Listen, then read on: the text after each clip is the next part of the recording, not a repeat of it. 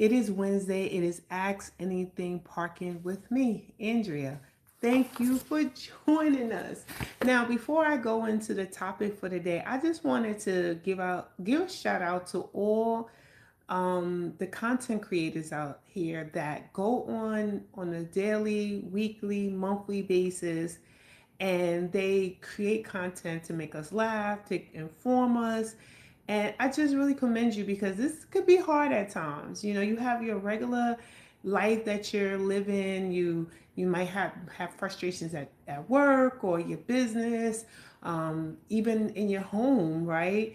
But you continue to provide content for us. So I just want to commend you and let you know how much I appreciate you because I realize that it can be a lot of work. And but anyway, just wanted to say that. So that being said, again, thank you. Today we are talking about um, um, parking. Is parking impossible? And if it is, why are there so many empty spaces? Okay, so you here's something that is strange. Their drivers say there's no parking, but in most cities, there are thousands of empty spaces sitting unused every single day. So, which one is true? Is there no parking or there's no connection? So, have you ever circled the block for 20 minutes looking for parking only to later notice an empty lot, an unused driveway, or a half empty garage just a few steps away? I know I have. I know I have. So, and it's been frustrating at times. I'm like, wow, it'd be nice if I could just park here and I could just, get to my house in 2 minutes in a 2 minute walk. So, yes, I have. So the contradiction is what I call the parking paradox. And tonight we're breaking it down. So, for years, we have been told, and I've told myself this, that there's a parking shortage, right? But transportation research and urban planning studies show something different.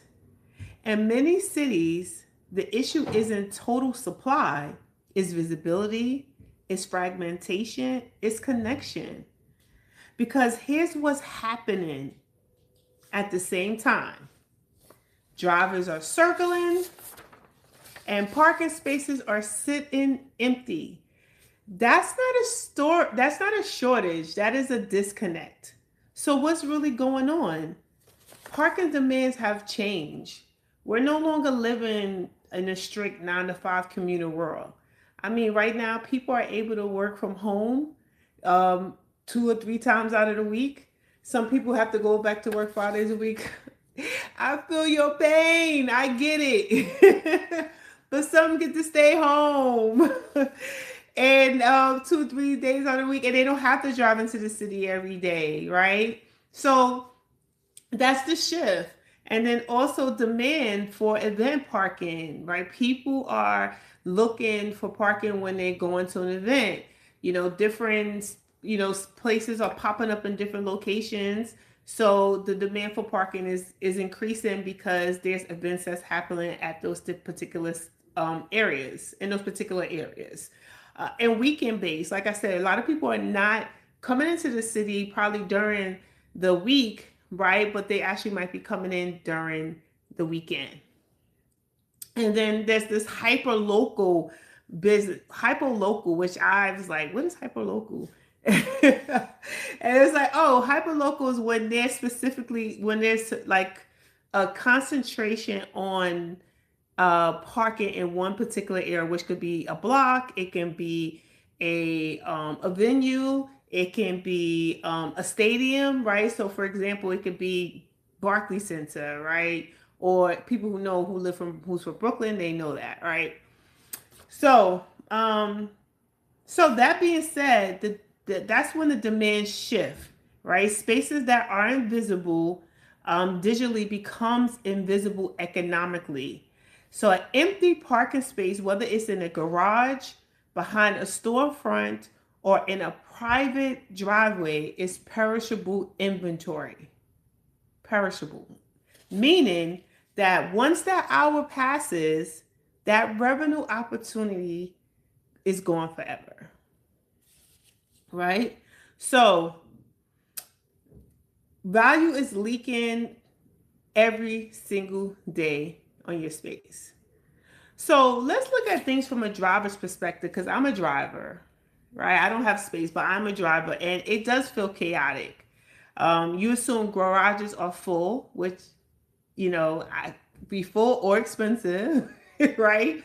You assume lots are private, which some of them are. They are private, right?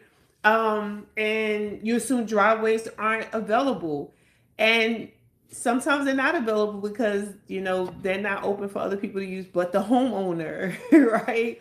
So you circle, which I have, you stress, which I have, and you gamble, which I have. But many times space exists, but you just can't see it, right? Be honest. How many minutes have you wasted this month looking for parking? Drop a number in the chat. Like, I can't drop a number in the chat, but I can tell you that I've wasted at least 30 minutes in one day looking for parking. And that's like maybe 3 times out of the week. So you calculate 3 times out of the week times that by 3 times 30, 90 times 4, 9, 18, about 360 minutes. I done wasted a month looking for parking. Probably more, but I'm just being very generous right now.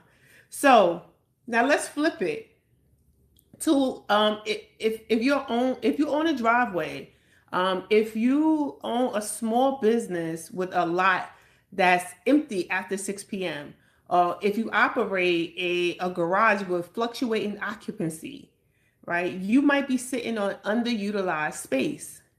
So, and here's the math most people never calculate, right? If one space can earn $30 during a 3-hour event, and what happens just twice a week, right? What if it happens twice a week? That can, how much is that? 30, 60 times 4, 6, 12, $240, I think. I might be wrong there. I don't have my calculator in front of me. I'm not good at math. But it could be over $200 a month in your pocket, right? And that's from something that's just already sitting there. And so there's no construction that's needed, right? There's no expansion needed on your space. There's no new real estate, just visibility. Parking isn't just infrastructure, it's untapped microeconomics. I like that word, microeconomics. So when I say parking is broken, I don't mean we're out of space. I mean the system isn't connecting what already exists to real-time demand. Parking isn't broken because we're out of space. Parking is broken, because the space isn't connected to demand, and it isn't visible or accessible when people need it. So the gap creates stress on one side. That's my side. Parking is stressful. And lost income on the other. So the gap is where value is leaking. And that's where opportunity lives. So the next time someone says there's no parking, which probably will be me on the stressful day when I can't find parking, look around. Look around. Is there really no space? Or is it just invisible?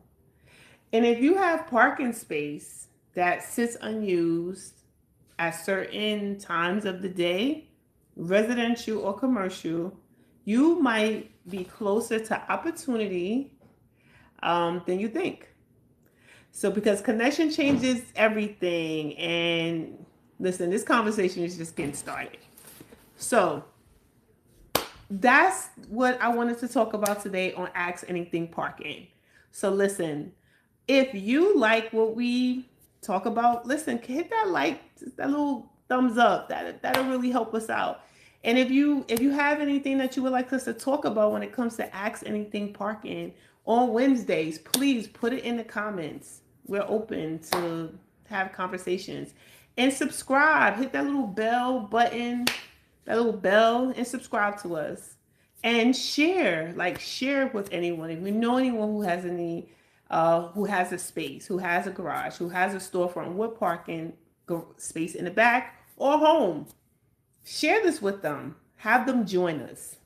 Okay, thank you again for joining us today on Wednesdays, which is Ask Anything Parking. Again, thank you so much and have a blessed evening. Take care.